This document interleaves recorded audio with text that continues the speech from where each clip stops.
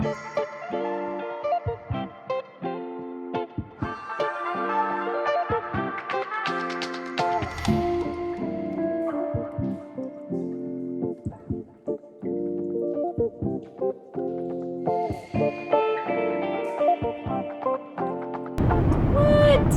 crazy, you guys. So I think once I hit 4,000, I'll do the mini dash giveaway for that. So I do want to say hi to all my new subscribers. Thank you so much for subscribing and giving me all the thumbs up, all the comments. I've gotten some weird comments too, but that's okay. I'll take them. You know, it's just kind of comes with the territory on YouTube. But I do appreciate every one of you for all your support. It's just amazing. And in case you haven't seen or gone back far enough in my videos, I'm a mom of 3. I am married. I have a 10-year-old, a 17-year-old, and a 21-year-old. And I have struggled with my weight pretty much my whole life. I have Hashimoto's, which is a thyroid disease, an autoimmune condition. And I developed that in my very late teens, early 20s. And it really triggered when I had my first baby, my oldest, and pretty much went downhill from there. You know, gained weight, felt horrible. I had so much inflammation. You know, my face was always puffy. I was always swollen. It was awful. I had all the awful symptoms of thyroid disease, plus gaining weight no matter what I did. And, you know, fast forward 2 years ago, I came across keto. I came across a channel on YouTube. Keto in Canada was the main one. And I just was watching her, and, you know, her journey was a lot like mine. She had about the same amount of weight to lose. And I was just watching her journey, and I was like, man, I really need to give this a fair shot. Because I had heard of it, already done it, and failed before. So it was not, it was something that I just never got serious enough about my health to say, hey, if I don't change something, you know, I'm going to be in some serious trouble. I was already pre-diabetic. They were already wanting to put me on metformin. You know, I was obese. I was in a lot of pain. I had, you know, inflammation that just riddled my body with just pain. I was always sick, never felt well. I was always fatigued and tired. And so it was a pretty bad, rough years of my life. And a big part of helping my health was getting my thyroid levels optimized and balanced, because if you have thyroid disease, most average doctors do not know enough about it, and they aren't going to treat you properly. So you really have to find someone that knows what they're doing. You know, it's just super important. And so many people don't know how to do that, and so they just listen to, you know, whatever their doctor tells them, you know, and many of them go on struggling with being on just Synthroid only. My problem was I don't convert T4 to T3. They call it a conversion issue, and the T3 is like the active thyroid hormone that helps you lose weight, and it gives you energy, and it makes you feel good. So I was getting T4 but no T3, and that was a huge part of why I felt so awful for so many years. So when I finally found a nurse practitioner, not even a doctor, a nurse practitioner who specialized in hormonal therapies and treatments, my life changed, like drastically. And this is before I even added keto into the mix. my life changed drastically. I felt so much better within the first couple of weeks taking desiccated thyroid, which is like real thyroid from either pig, I think it's from pig or cow. There's different ones. And it basically, it's like having your real natural thyroid that your thyroid would normally produce, has T4 and T3 in it. Synthetic thyroid, which most people are put on, is only T4. And they expect your body to convert to T3. Well, for a lot of people, it doesn't. I mean, that goes hand in hand with the disease. So, you know, they just don't know why they're sick and they don't get better. So that changed drastically, and that helped a lot, but I still needed to fix the diet. The diet was a huge part. And in fact, my diet could have been what triggered Hashimoto's from the very, very beginning. If you look at the root cause of, I think it's called The Root Cause, there's a book that was put out, and it talks about Hashimoto's and thyroid disease most of the time is triggered from a root cause, and that root cause oftentimes is right in the gut. So it's pretty interesting. If you struggle with thyroid, you're at home here with me. we can support each other.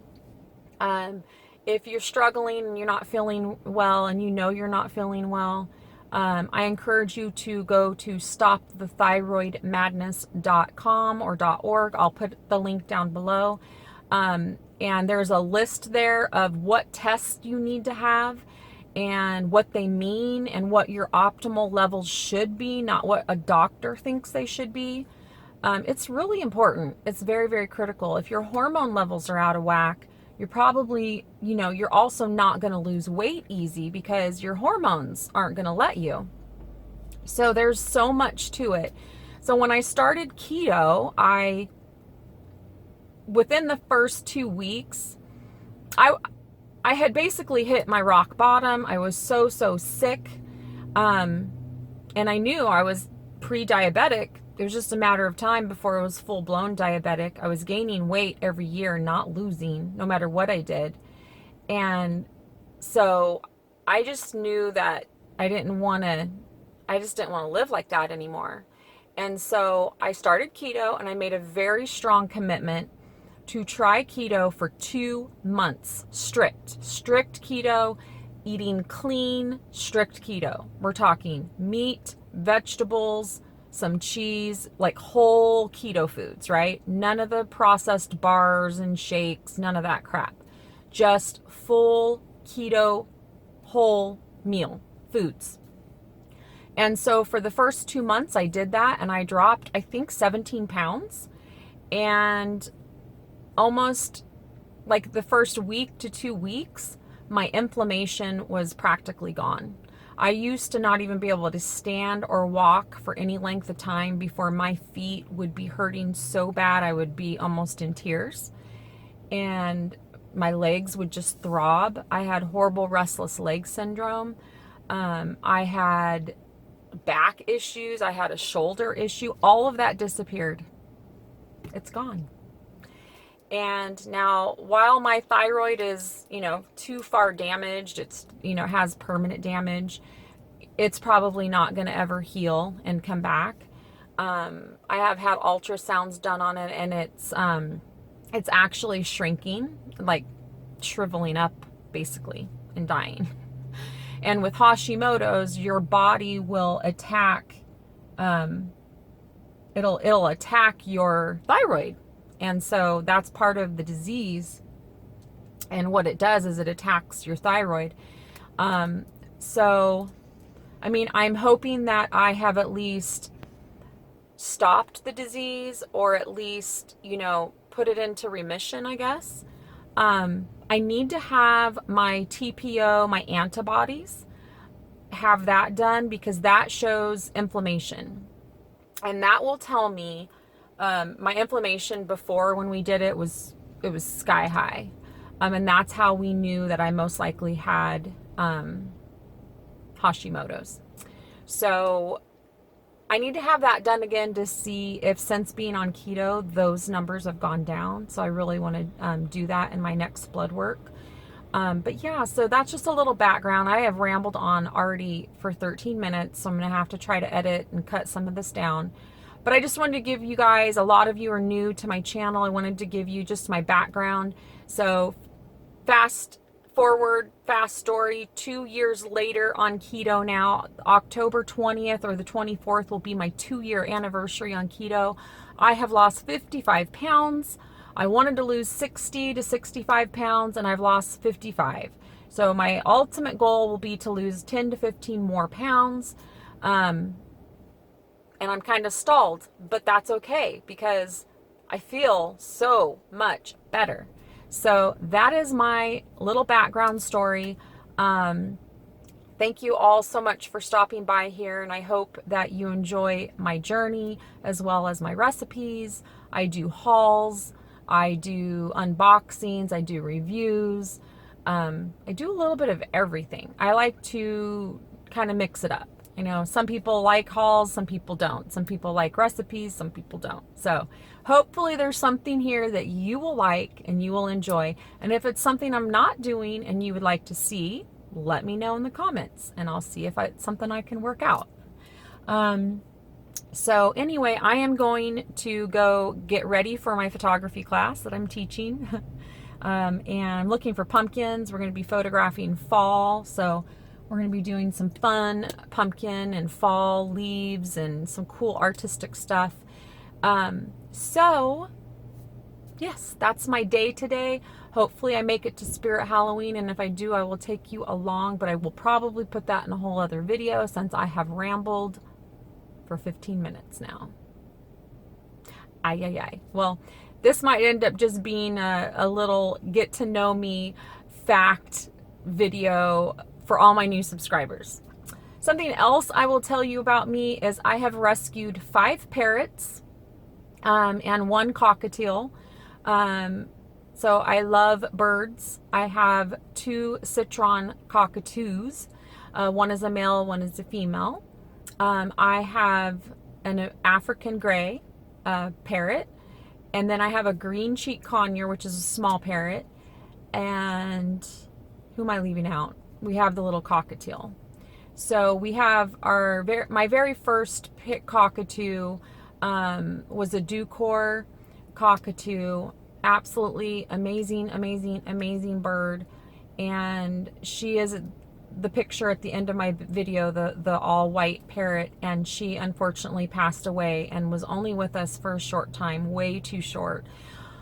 I'm not even able to talk about it in any of my videos because I still have a very hard time. I was super bonded with her. She was a very, very special bird, and we miss her so, so much. And it was because of her that I wanted to open up my home and my heart to more parrots. So all of our parrots are rescues. They were in a rescue because they were either unwanted or the owners passed away, or, you know, people get birds and then they realize they scream or they're too loud and then they don't want them. So that's that's one of my hobbies. I also love chickens. So I have my own chickens. I have silky chickens, and then I have like a whole bunch of variety of other chickens.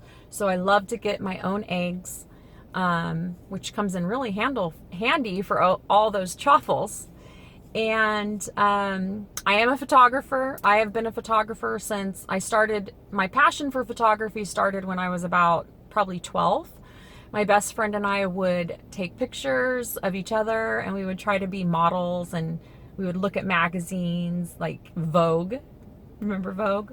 We would get out Vogue and we would try to like copy the models. It was hilarious. And I just always wanted to be a photographer. So I pursued that passion, went to college, did a lot of photography in college, went on to become the president of our local photography organization, entered a lot of my prints and won many, many awards. I have I think 3 magazine covers of some of my work. And I was very known for wedding photography and my portrait photography.